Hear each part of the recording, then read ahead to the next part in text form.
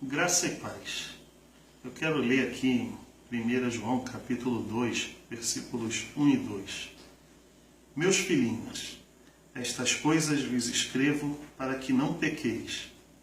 E se alguém pecar, temos um advogado para com o Pai, Jesus Cristo, o justo. Ele é a propiciação pelos nossos pecados, e não somente pelos nossos, mas também pelos de todo o mundo. Esse texto, ele me fez lembrar uma história, um episódio que eu assisti de um dos meus pregadores favoritos, Paul Washer. O outro, vocês devem saber, é o Paulo Júnior, né? Mas Paul Washer, nesse dia, ele contou que ele estava ensinando em uma universidade, ele palestrava sobre o Evangelho num auditório, e ele falou sobre o poder de Jesus em salvar o homem, em perdoar os pecados, e fez todo o discurso do plano de salvação de Deus, a redenção que há em Jesus, mediante a fé e arrependimento. A fé exclusiva no nome de Jesus e arrependimento por sermos pecadores, o arrependimento contínuo. E no final da palestra, o Washer abriu para que houvessem perguntas e respostas, né? E os alunos fariam perguntas diretas a ele.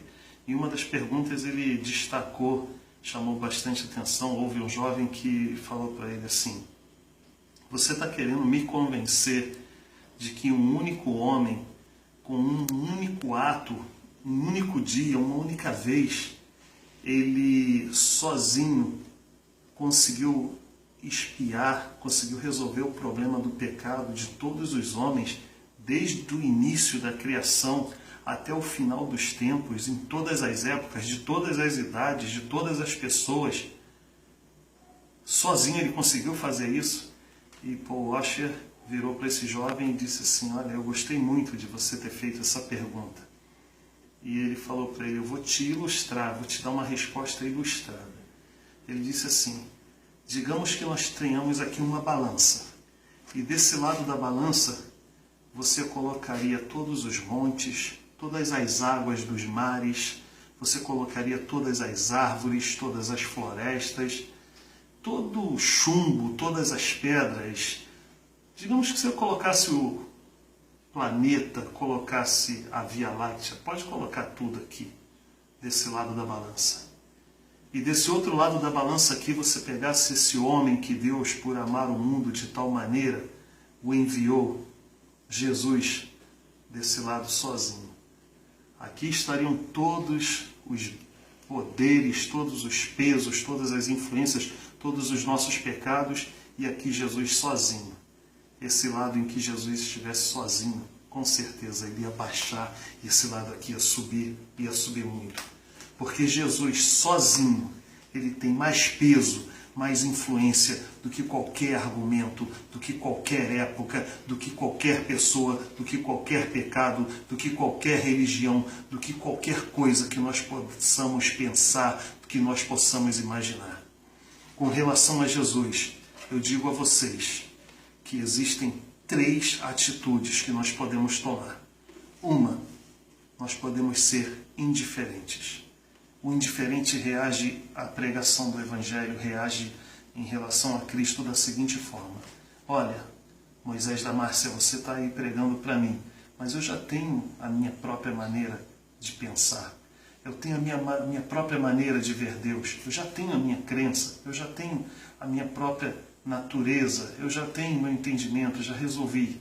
Então você pode, eu até admito assistir, te ouvir, mas desde que você não me comprometa. O indiferente é aquele camarada que ele não quer compromisso. É tipo um Pilatos: eu lavo as minhas mãos, eu passo. Ele até te ouve, ele anda com você, ele é seu amigo, mas eu passo, eu não quero. Obrigado. Ele é gentil, mas ele não recebe. Existe aquele camarada que rejeita. Esse é aquele que não quer nem ouvir.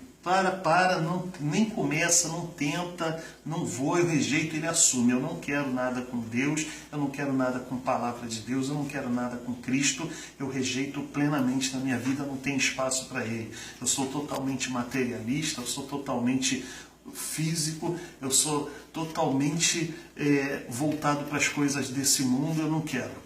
Eu não vou abrir mão de nada por Cristo.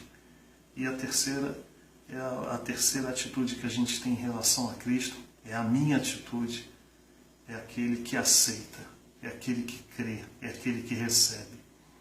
A Bíblia diz em João capítulo 1, mas a todos quantos o receberam, falando sobre Jesus, Deus deu-lhes o poder de serem feitos filhos de Deus, a saber, os que creem no seu nome. Mediante a fé em Cristo exclusiva e arrependimento, a gente recebe a salvação. O arrependimento é contínuo.